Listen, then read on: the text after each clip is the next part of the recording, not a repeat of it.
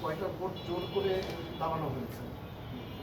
50 জন যদি দাবি করে তাহলে এটা তো এমনি ইনভ্যালিড হবে ভোটারটা। 76টার মধ্যে যদি 50 দাবি করে তাহলে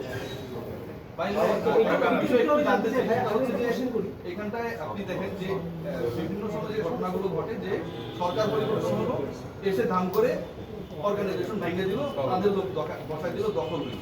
বিসিবির ক্ষেত্রে এরকম কোনো কিছু হচ্ছে না, বরং বিসিবির ক্ষেত্রে সরকারও এরকম কোনো কিছু করছে না, আপনারাও এরকম কোনো কিছু চাচ্ছেন না, একটা তদন্ত চাচ্ছেন। এটা কি বাংলাদেশের স্পোর্টস সেক্টরে একটা খুবই পজিটিভ ভাইব ক্যারি করে? স্পোর্টস সেক্টর খুব ডিসিপ্লিনের জায়গা।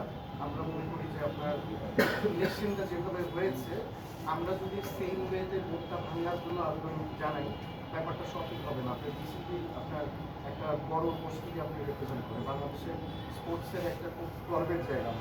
তো এটা আপনার আইনের মাধ্যমে, আইনের প্রক্রিয়া এবং গভর্নমেন্ট আপনার একটা ইন্ডিপেন্ডেন্ট গভর্নমেন্টের মাধ্যমেই যেন সঠিক বিচার। তাই ভাই একটু জানতে চাই আমি আপনার কাছে, তার জাতীয় ক্রীড়া পরিষদের রিপ্লাইটা কি ছিল? আছে সেই মামলাটা তো মেইনলি বিভাগীয় কিংবা জেলা যে কাউন্সিলররা আছে তাদের এগেইনস্ট থেকে মামলাটা ছিল।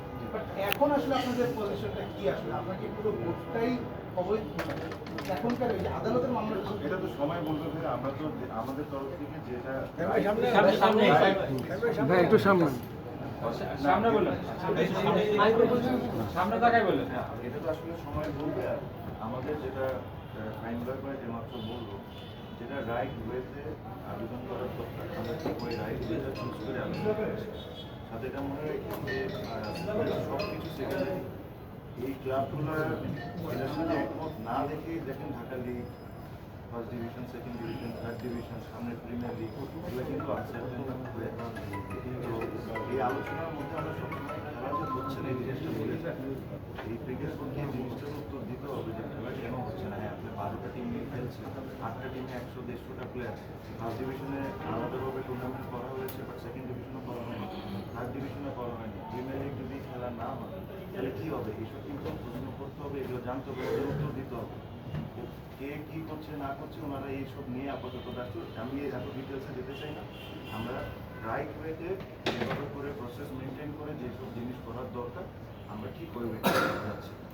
বাংলাদেশ স্পোর্টসে যেটা নতুন করার দরকার, যেটা উনি বললেন, আমরা করি আগানোর চেষ্টা করছি।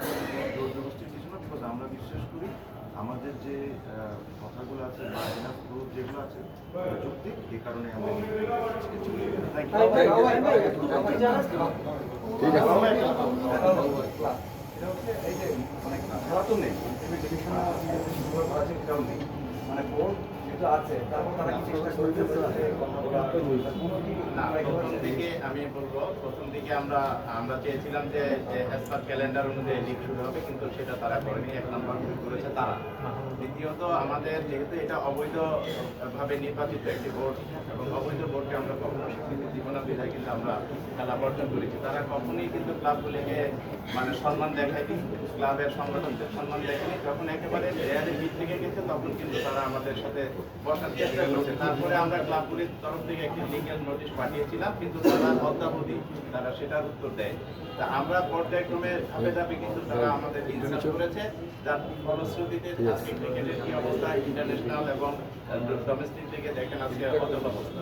তা আমরা এটা চাইনি। আমরা চেয়েছিলাম যে অ্যাটলিস্ট 5ই আগস্টের পরে যে নির্বাচনগুলি হবে সেটা নির্বাচনভাবে হবে, যেটা জাতীয় নির্বাচন হয়েছে। আমরা চেয়েছিলাম ফেডারেশনগুলিতেও সুন্দর নির্বাচন হবে, মানে গণতান্ত্রিক প্রক্রিয়া নির্বাচন হবে, গ্রহণযোগ্য নির্বাচন হবে। আনফর্চুনেটলি সেখানে সবচেয়ে ভয়াবহ একটা মানে দুর্নীতিগ্রস্ত একটি নির্বাচন হয়েছে, যেটাকে কোনোভাবেই আমরা স্বীকৃতি দিতে পারি না।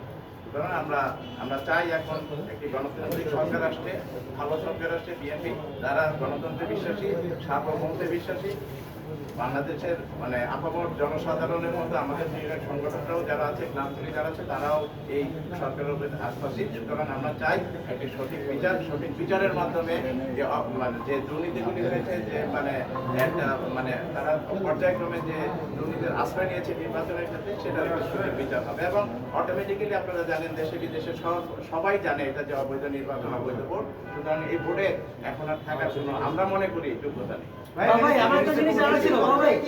এনএসির পক্ষ তারা সুষ্ঠু বিচার করবে, তদন্ত করে দেখবে এবং আমরা দ্রুত একটি সমাধান চাই। বাবা ভাই, যতদিন ক্রিকেট ক্লাব মানে বিসিবি নির্বাচন হবে না ততদিন পর্যন্ত কি ক্লাব ক্রিকেট বর্জন করবে কিনা ক্লাব?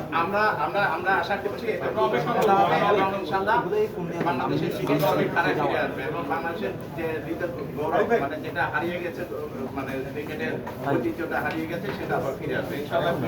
ধন্যবাদ।